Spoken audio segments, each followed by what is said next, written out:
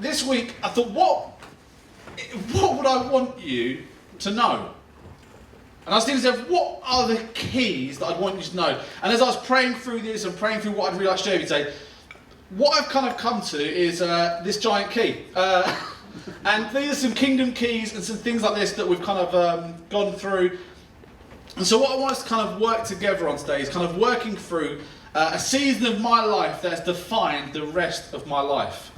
So these are some kingdom principles that I learned, and the reality is that my name is Ben. I'm 30. I think I'm 37. I'm terrible at old. I am 37 years old. Luckily, my mum's here. So I'm 37 years old. We have key witnesses to prove that I was born. And for those who don't know me, I grew up in a Christian home, left church at a young age, about 12, and returned to church when I was just turned 17. And this was me. You're going to get lots of pictures today. This is me at 17, rocking a mohawk and sweepover. I was trying to do the best of both worlds with my haircut. And when I left church, I got involved in gangs and drugs and all sorts of craziness. And so this is me in my yearbook, and this is what I wrote under me. So my name is Benjamin Carman. That's my full name, in case you wondered. I came, I saw and conquered, and at the bottom is the people I had fights with at school. So you have to now imagine me at 16, leaving school. I didn't go to sixth form, I went straight into full-time work. And my life was in chaos and disarray and just absolutely crazy. I was a right little hoodlum and thug. And so this was me leaving school with a whole life planned out. And basically, in the middle of that time of my life absolutely fell apart. Totally fell apart. And my mum invited me to church like she'd done every week for the whole of my youth. And I said no, I don't know how many times, more than 100 easily. And this week I thought to myself, I need to go somewhere to get my head straight. So I went to this place called church. And in this place called church, I met this guy called Jesus who absolutely transformed my life, saved me. And luckily, I was saved into, I think, one of the best churches I could have possibly been saved into. Because this guy turned up at church the next week and was graciously met by these guys. And this was the church family of some of the key people in my life, the church I was saved into. And they graciously had to work with me, which is really hard work. You can ask my wife Emma, because she knows the saved version of me, and it is hard work. But in this environment, these key people, these are the leaders who led the church, David and Mary. At 17, I thought the church was the best thing in the world. I'd come from a world of gangs and loyalty, come from where we had this false sense of family, this false sense of security, all based on fear and anxiety rather than out of love and patience and kindness. And when I found church, what I found was all of these people who loved me, even though, like you've heard me talk about before, at this point in my life, at 17, Friday night I used to go to the casino. It doesn't take long to work out the maths that I shouldn't have been at the casino. So Friday night, go to the casino. Whatever I won on a Sunday, I just put in the offering. And whatever I lost, I didn't. And it was only one week, one of my gracious friends, one of these guys down here, you'll see a little picture of me just down here. One of my gracious friends sat with me and he said to me, Ben, where are you getting all the money from? I was like, what do you mean? I said, well, you work at Sainsbury's, and like, because I'm not being like nosy or anything, but like every week sometimes you put in like 300 quid. And the next week you don't put anything in, and the next week you put 400 quid in, and the next week nothing in. I was like, well, what happens is, on a Friday night I go to the casino, and I take my wages with me, and I bet half my wages, and whatever I win, I think probably God got me that money, so I should probably put in the offering. And he said to me, Ben, do you think that is what God wants you to do? I went, what? And he walked through the process of being wise and making good decisions and the whole industry that I could be potentially supporting, whereas I was just this absolute renegade guy just trying to figure out what it looks like. And these gracious people walked through a season of my life. To the point at 17, I sat there with this amazing guy just here, a guy called Ian Valance. He was my youth pastor. I came back at 17, unfortunately I landed on his lap. And also a guy called Tim. We had these conversations around church, and because of my background, because of what I'd come from, I couldn't believe how amazing church was. So what I naturally thought was, everyone needs to know about this. And so everyone needs to understand that there's an option out there different from what the world is offering us. Because I'd found out that the drugs, the women, the money, the influence, the power was nowhere near as good as meeting Jesus himself. And so then I went to Ian and I told Ian this, and Ian was like, well, I think, Ben, what we need to do is now meet with the pastor David and Mary, and we're going to sit with them and have a conversation around what this could look like. And we had it in my front room with my mum, and we sat there with my dad, and we had this conversation. We're basically saying, this is what I'm feeling, but I don't really know what this means. And it was at that moment they said, well, Ben, this is what they say is a calling of God on your life. That actually your passion for church and want to tell people about it and want to create a space where people can meet with Jesus is being a pastor. And so actually what we'll do, and this was at 17, and I've been a Christian for about less than a year at this point, was they said, what we'll do is, we'll take you on as a pastor in training at 17. And they said every week, David would meet with me and talk to me about pastoral theology. Every Thursday I'd meet with Mary and we'd do pure theology. Work through all the way, Old Testament to New Testament, all of the key information I need to know. And then I would then work with Ian, and I'd be in charge of the youth group with Ian. And any problems I found in the youth group, I'd go to David with and say, this thing happened last week at youth. It didn't go quite to plan. What happened? And he would talk me through about learning to preach and teach, learning to sit with people during pastoral moments. Then I'd go to Mary with my other issues about, I read this Bible passage, it doesn't quite make sense to me. We've just studied this thing last week and they did this for me. I had people like Ina and Mervyn who every Thursday they used to run an old people's lunch on a Friday morning, and after Thursday night youth club, I'd stay behind and help them set up, and they'd teach me about grace and all this sort of stuff. And these people taught me probably some of the most key lessons that have absolutely transformed my life. And people say to me, why do you do things the way you do them? Why you are the way you are? I can tell you, it's down to these people who foundationally put things in my life that have never been moved. And especially, we'll go into some more key people right now, is that in my youth and older youth, these people became my best friends. And so these people, if you want to be thankful for anyone, it's these three guys. Because the church people got me once a week on a Sunday for an hour or two. These people got me every Tuesday at Life Group, every Sunday, and pretty much every evening at their house. And I was finding out about salvation. I was finding about what it looked like to follow Jesus. They were having to work with me through my woes and troubles of life, of being, I was once in a gang and this is how we did things, to now I'm a Christian. How does this work? And they were the people who I could ask to. And we've been friends now. This is us a few more years later. This is us a few years later. We've been friends for like 20 years. And I can tell you that these people have put rocks in my life, because these guys didn't leave church. These guys stayed in church all of their life. These guys are my best friends in all the world, but they were formed in church.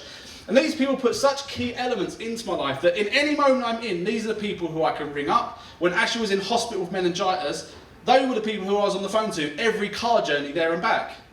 They were the people who sat with me. We played online games. That's what I do sometimes in my evenings. We sat in online games with 180 other people where they can all hear you. And I would just cry and they would just listen while everyone else wondered what was going on. Why was this man crying about his sick child whilst playing computer games? And they would sit with me, not have the answers, but they'd say, we'd be praying for you. And they'd say, you know what, Ben, when you're driving to hospital tomorrow, I'll take a 10-minute lunch break and I'll sit with you while you drive to hospital so I can talk to you.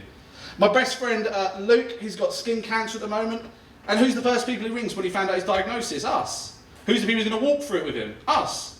These people we've been through thick and thin together. And the reality is what I want to do is try and summarise what did I learn in my first year of being a Christian that I think foundationally will transform my life, that hopefully will transform your life and the other people you meet. Do you want to hear that? Yes. Cool. If you don't, I'm really sorry. So the first thing we kind of started to learn about when I joined church, and some things I was taught really early on in that kind of first year, was some of these key principles. And one of them is this. 1 Peter 5, 8-9. Stay alert, watch out for your great enemy, the devil. He prowls around like a roaring lion, looking for someone to devour. Stand firm against him and be strong in your faith.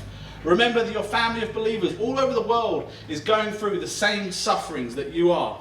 And this is one of the first things I learned. And for me, this wasn't a hard concept to get. Because I was from gangs, this was my life. And it wasn't the enemy, it was other people who were trying to stop me achieving what I wanted to achieve. When I joined church and I started to hear this concept that I've become a Christian, and this is a good thing for God, but a bad thing for the enemy will do whatever he can to try and stop me.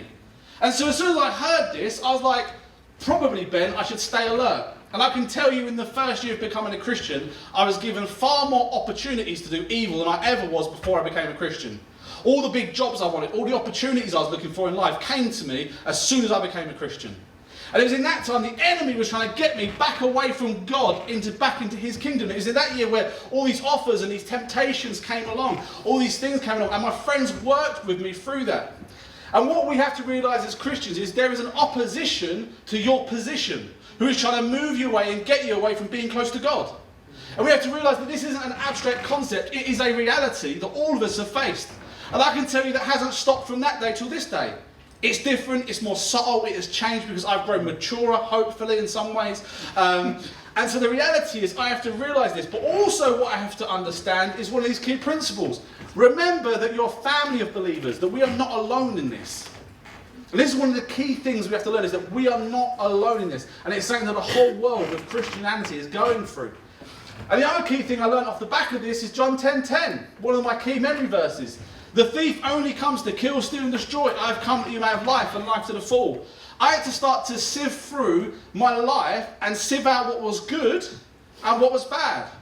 Because what I had to come to realise was if it's something that the enemy has given me, it's never going to be half good. It's always going to be wholly bad. So I was teetotal for the first 4 years of being a Christian. Because I couldn't drink until I knew I could just have a drink and just have a drink. But I had to realise in that first thing, the thing I had to sift through to say was, I wonder how the enemy might come to kill, steal and destroy what I have. And I knew one of them was alcohol. So therefore I said, you know what, I'm going to get rid of this out of my life. Until I could get to the point and say, I can have a beer. And know that when I put the beer down, I've had a beer. Not, I better drink 20 more. And so I got to that point. But what I had to realise was that there was an adversary that wasn't just interested in distracting me from my life. What was his goal? To kill it and to destroy it. And so I got to this point of realising this really early on, that when I came to church, when I came to faith and found Jesus, there was someone actively trying to get me away from it and him. And so I learned this really key principle early on. Luckily, this is one of my absolute favourite Bible verses. Ecclesiastes 4:11-13. Likewise, two people lying together can keep each other warm. But how can one be warm alone? A person standing alone can be attacked and defeated. But two can stand back to back and conquer. Three are even better, for a triple braided cord is not easily broken. I learned one of the solutions really on to the big problem we had was the same solution of which I had when I was in a gang. Never be on your own. I learned that actually my best friends, and at that time I would always say this no matter where you meet me, I've had a very privileged Christian upbringing. I joined a church where we had a youth group of 16 to 21 year olds, and there was about 20 to 30 of us. So every Sunday when I was at church and when we met together, there was many of us.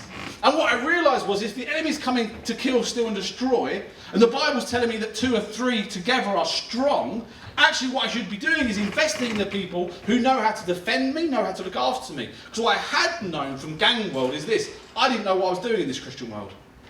Didn't know how to read my Bible, didn't know how to pray, didn't know how to have fellowship with people, didn't know how to create Christian friendships. But these people would show me and teach me.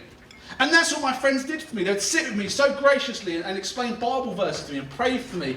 And just hang out and be normal and sit with me in my ins and outs of life.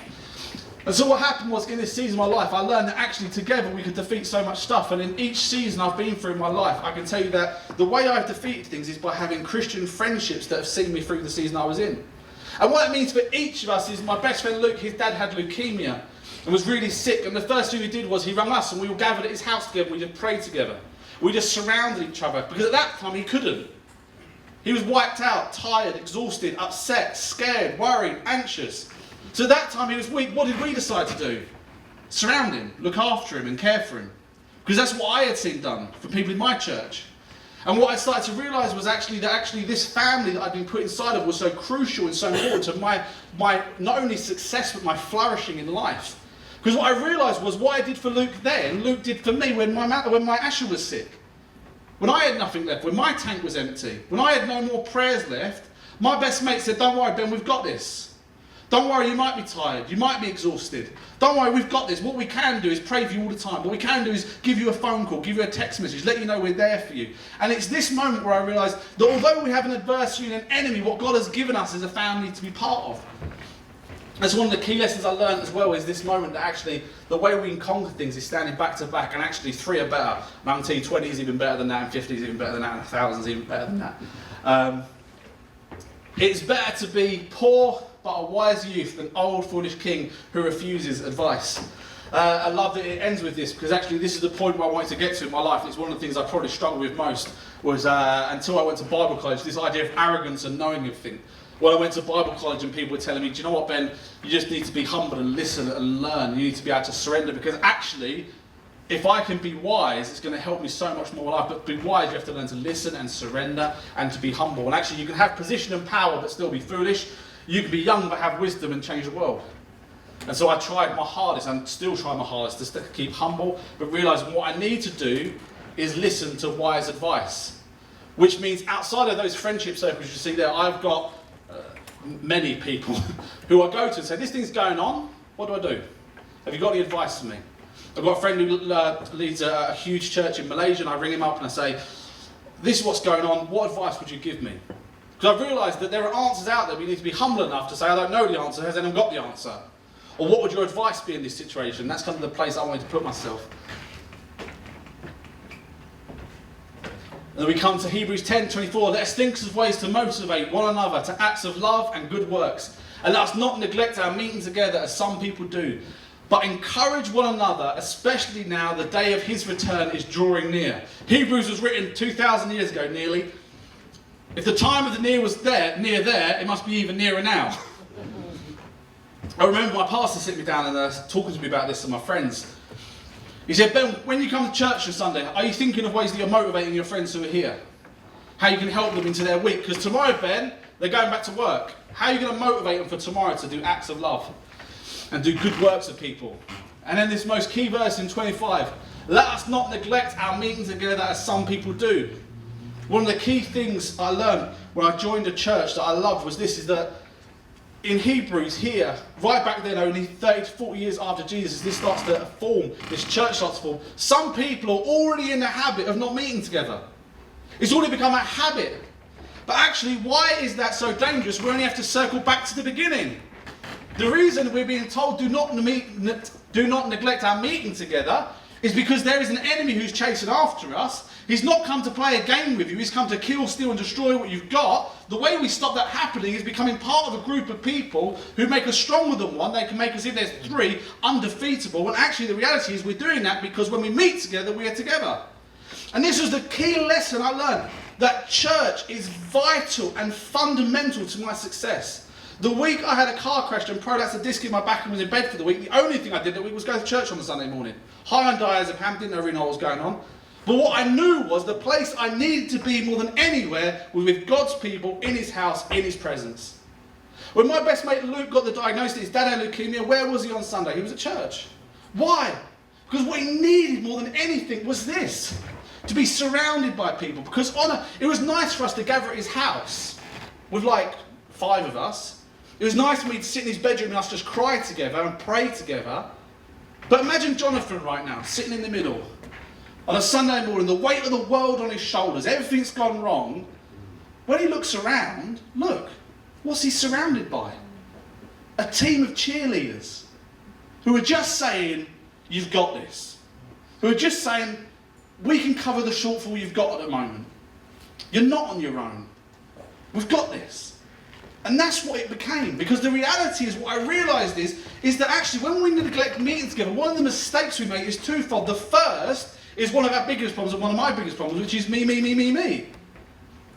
Oh, I don't need to be there this week. Like, I'm not quite feeling it, but you know what, next week. But what about if it's about everyone else but you? And what the person at the door needed to see was your face. What about if the person sitting next to you, what they needed was you to get them a cup of tea at the end of the service, but you weren't there?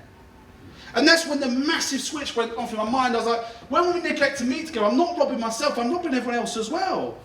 And as the Sunday morning came around, like I've been to church as much as I could possibly there. I'm not saying don't have holidays, I'm not saying that. What I'm saying is that this is such a simple equation for us to see. And when I saw it at the age of 17, it's never left me. And I've done as much as I possibly can with reasonable endeavour to get to church.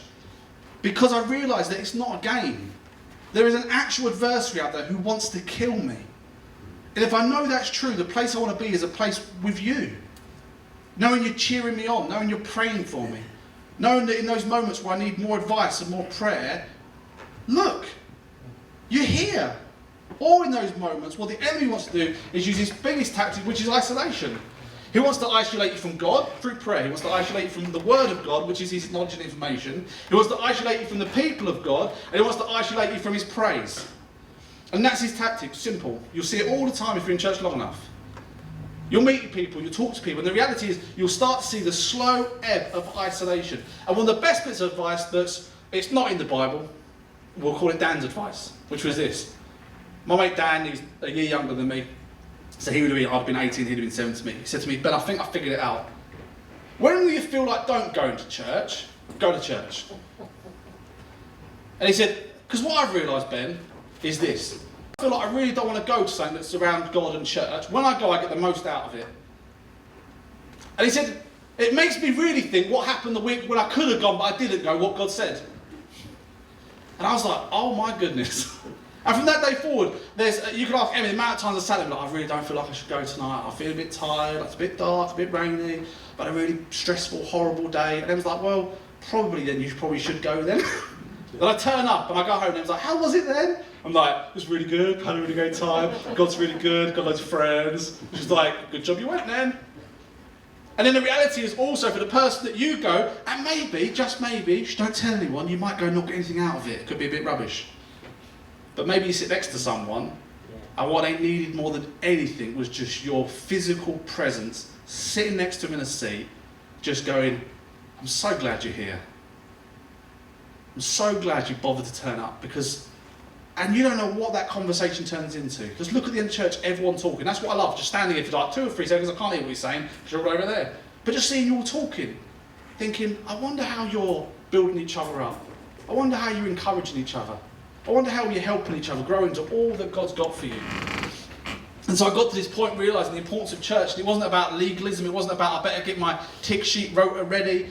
It was about this passion for realising that there is so much that I could bring to the table, but so much in those moments where I need something where the church can be all I need. Psalm 86 says this. God places the lonely in family, he sets the prisoners free and gives them joy, but he makes the rebellious live in the sun-scorched land. If that's God's blessing for us, is that he puts us the lonely in families and sets prisoners free and gives them joy, if that's God's blessing for us, why would we ever want the thing that would be our punishment? To isolate ourselves and be in a desert place? No, we want to be the place where God wants us. And what I can tell you, and one of the things that still perplexes me to this day, is when I walk into that church, and I was surrounded by like 120, 130 people, what I couldn't believe was that God was putting me in a family.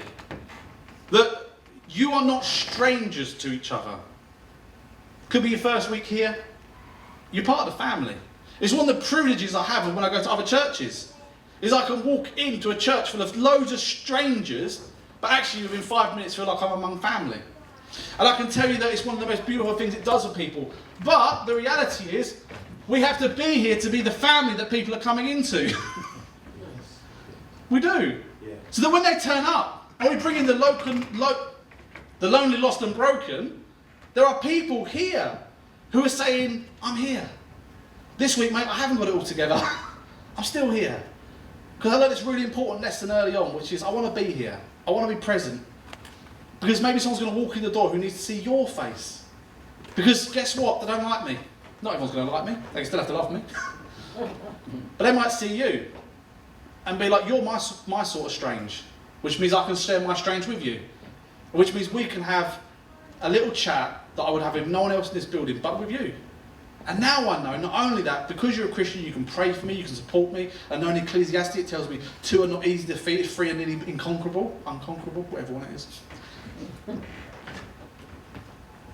Ephesians 5:25, 27. For husbands, this means love your wives as Christ loved the church. He gave up his life for her to make her holy and clean, washed by the cleansing of God's word. He did not present her to himself as a glorious church without spot or wrinkle or any other blemish. Instead, she will be holy and without fault. This changed my perspective on one little thing, which is this, is that God loves his church and it's his bride. God is coming back for his bride, which is us individually, but we are a church. That's what he's coming back for. And it changed my perspective of this, is that Would I be happy if people abused and used Emma? No. Would I be happy, therefore, if I let people use and abuse the church? No. Because my job here into eternity is to try and make this bride as beautiful, our little part. Maybe we're just a fingernail. But I want it to be the most beautiful, shining part for Jesus. And I realised me going to church on Sunday was part of me helping make the bride beautiful. Because one day, Jesus is going to return for her. That he's paid the full price for her. That God loves the church. Therefore, if God loves the church, I should love it too. And it was this moment where I sat there in this church service just being like, oh my goodness, he didn't just die for me individually, he died for us corporately as a body in which he loves and is passionate about. The church was not man's idea. The church is God's idea. And he calls it not just his church, he calls it his bride. That's what we are to him as a church, his bride. Therefore, how we treat it, how we use it, how we're going to be here is crucially important. 1 Peter 3, 8-12.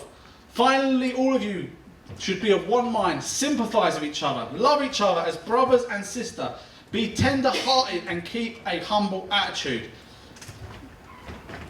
If there's one goal in my life, it's to be more like this. How many more problems would be solved if I was just a bit more sympathetic towards people? One of the other key things like I spoke about earlier is that we are brothers and sisters. It's just what we are. We might have to move into that reality. We might have to get through our own personal, psychological, mental thinking around that. But the reality is what you actually are is brothers and sisters. Look around the room. No matter how lonely, lost and broken you might feel right now, you're among family. And for some of you, it might be the first time understanding that, and it's going to take some really loving brothers and sisters to walk through it, like it was for me. I needed the most loving and sympathetic people to journey out with me, and that was Luke, Dan and Jay. They went through everything with me. Because when I first came to church, I used to like rough housing. Do you know what rough housing? Like a bit of like play fighting, if that's what you call it, or just fighting, you just call it something else. They had to put up with that for quite a while, and it was only like 10 years ago, they sat with me like, do you know how hard it was, Ben? You turned up like, we were never physical people. Never. Never ever. He turned up, this boisterous guy, and like, grabbing us and throwing us, and like, we were like play fighting, but we were like 18, so it's quite heavy-handed. I was like, I hadn't even thought about it. They were like, yeah, it was quite a bit of grace to walk through that season with you. And I was like, I hadn't even thought about it. Because actually what they were being was sympathetic, and they were saying, how do we help this guy who's come from this world and is transitioning into this world, help him get there? We're going to have to offer him lots of love and lots of sympathy. They're going to have to deal with my language, they're going to have to deal with my attitude. And that takes sympathy, because I come from a world where that was not normal. Therefore, these people who extended that to me, and like, I really feel sorry for Ian and Tim, my youth workers at the time as well, having to work through some of the questions I'd ask in youth leaders meetings. They're like, what are you talking about? Like, you know, like, what do we do if a gang bursts in and tries to burn the house down? It's like, what? Why are you thinking about that? It's like, well, you know, when we used to meet up as like a gang, we're not a gang then, we're a youth group. It's like, what? But those sort of like patient, caring, loving conversations. And the reality is we need to love each other, because actually we realise if we can keep in this position, what we're doing is trying to help people grow in their understanding and knowledge of who God is. And it takes us to have sympathy for that person, to have love for that person, and to be tender-hearted and humble. Because actually the reality is, one of the things I learned in that season was sitting with people who knew far more than me, especially when I've been a Christian for 6 months, trying to be a smarty pants, thinking I knew what the answer was, and then having to sit there after being to theological college, being like, Ben, it's a really interesting thought you've got there, mate. But I think maybe you might not have quite grasped what that verse was trying to say to us. And I'm, no, I'm definitely right. And I was quite, that's how I was. You're wrong, I'm right, so you're going to have to change your position on that. And for those people who sit there and be like, let's have another conversation over coffee. And it was actually in that season where I met humble, loving, all those people in those pictures have done that for me, sat with me and done those things for me as well. The last one, I think it's my last one, I can't remember. My last one is just this Genesis principle. And the reality is, if you go away and read Genesis 1, 2 and 3, you have all of this talk in the first key passage of the Bible. So that in Genesis 1, 2 and 3, all of these things are crucially in there. Isolation and these other key aspects that we were talking about today. So in Genesis 1, 9 to 12, this preach went off, and the preacher read this out, and he said, then God said, let the waters beneath the sky flow together in one place, so the dry ground may appear. And this is what happened. So God called the dry ground land and the water sea, and God saw it was good. Then God said, let the land sprout with vegetation, every sort of seed-bearing fruit, and plant and trees that grow seed and seed-bearing fruit. These seeds will produce the kinds of plants and trees from which they came. And that is what happened. The land produced vegetation of all sorts of seed-bearing plants, trees, seed-bearing fruit. The seeds produced the plants and the trees of the same kind, and God saw it was good.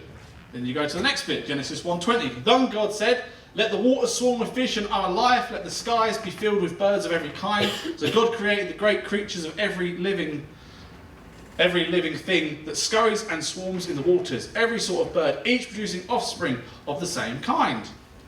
Genesis 1:24. Then God said, let the earth produce every sort of animal, each producing offspring of the same kind, of livestock, small animals that scurry along the ground, and the wild animals. This is what happened. God made all sorts of wild animals, livestock, small animals, each able to produce offspring of the same kind, and God saw that it was good. And so, the preacher at our church, Dave, read this out to us. And he said, do you notice anything within inside the Genesis principle that is repeated in each of the accounts of creation? There's a line that is repeated all the way through it.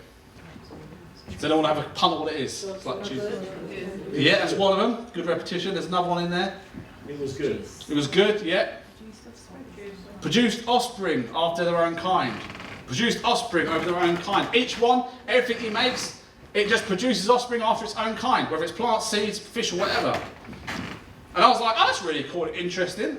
And then the challenge of that preach, that I'll never forget to this day because it's very hard hitting. He said, the question is then, what are you reproducing? Not only in what you say, but by what you do, Ben. What are some of the attitudes, thoughts, and things that you are doing that you are naturally going to reproduce in the people you lead? I was like, what? I wasn't expecting this. I thought we were going to have fish and chips. And he said, but that's the reality. If you're seeing things in your life that you don't like there, what is being sowed into your life that is growing fruit?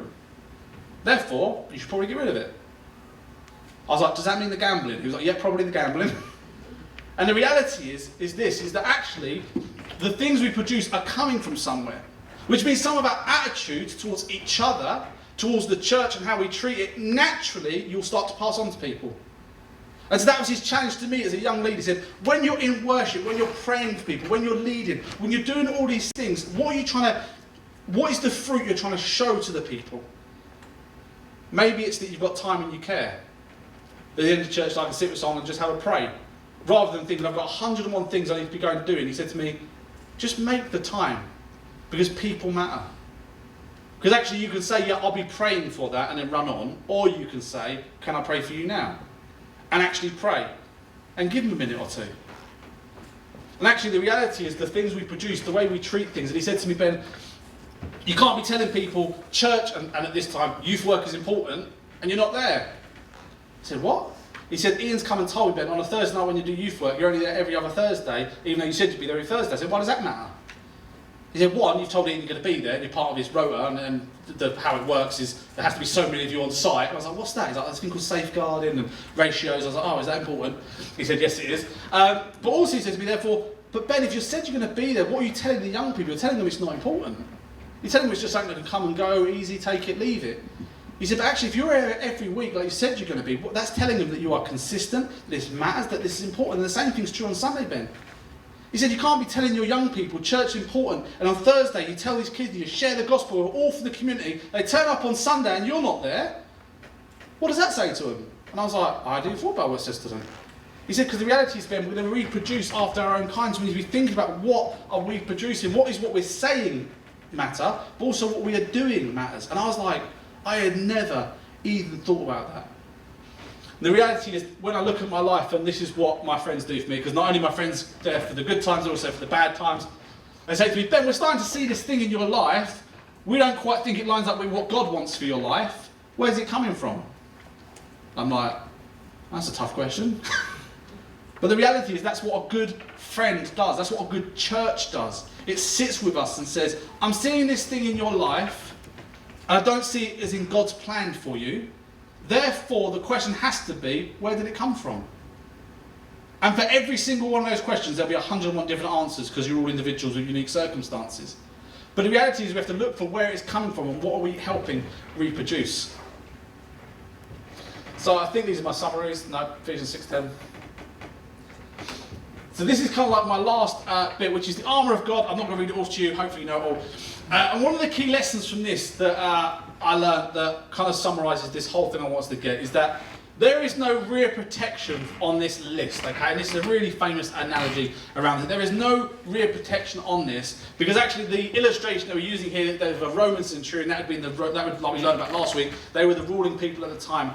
And the reality is the understanding was Romans never worked in isolation on their own. They always worked as units. That's how they worked. And they'd be side to side, but also there'd be many people behind them. And the reality is that as church, what I want you to realise is this, is that you are either fighting for someone or someone is fighting for you.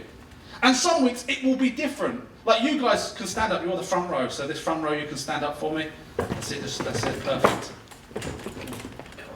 Which means I'm the enemy who's trying to come against, we'll pick Jonathan again, because he's in the middle. Jonathan's tired. He's been on the front line for 2 or 3 weeks.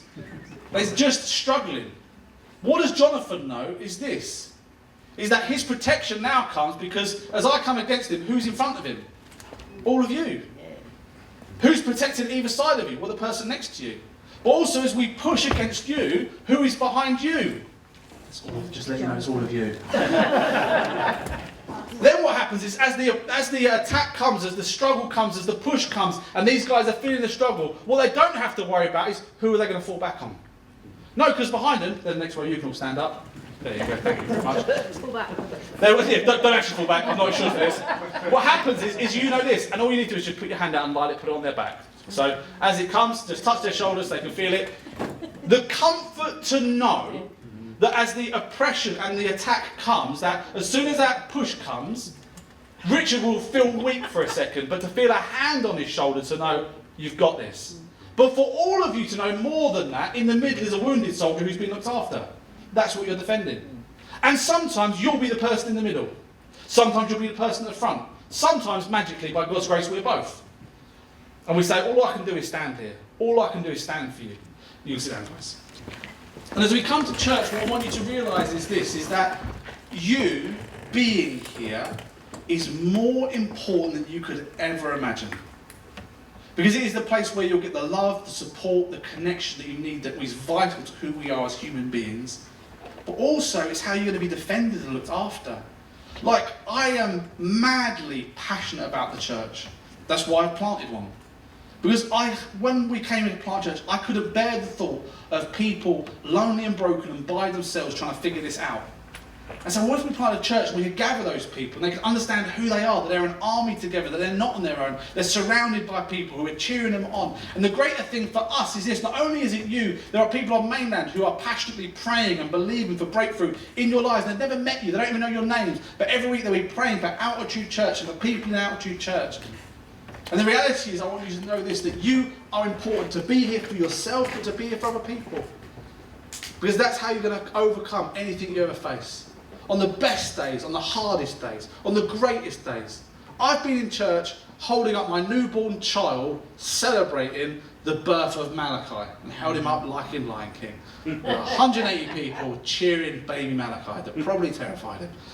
But that's what we did. I've also been at church, having to tell them that someone died. And I went to sit by her bedside. We've got no idea why she wasn't healed. What we do know is that God is good and faithful and trustworthy. People say to me, how can you lead church? I say, it's really easy, isn't it? I'm leading with all my friends.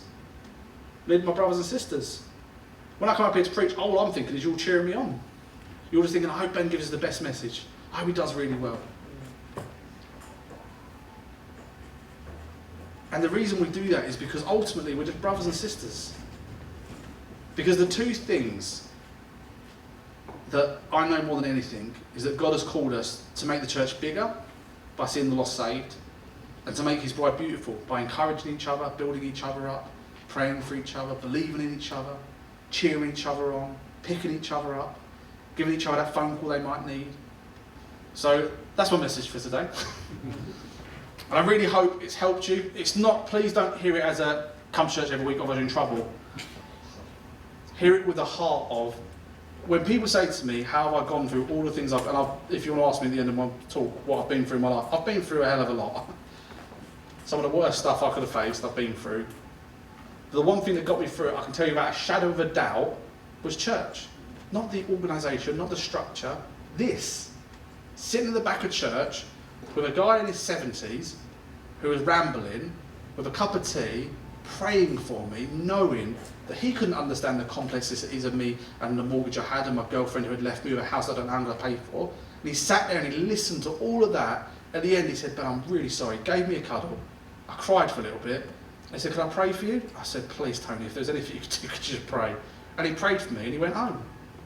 He didn't know the difference that made in my life that day. But that's what we are. But if Tony wasn't there that week, maybe I'd gone in and I would have never come back again. Because you matter to each other, to this community, to me, to my family. Because you're important and church is important. Thank you so much for being part of Altitude Church online today. We would love it if you would consider becoming part of the Altitude family. Email us on hello@altitudechurch.com or contact us via our social media. There are loads of ways that you can give to help us further the amazing work of Altitude Church on the Isle of Wight. It would make a huge difference to us if you would join us with generosity as we work together to tell more and more people about Jesus and make an impact on this amazing island.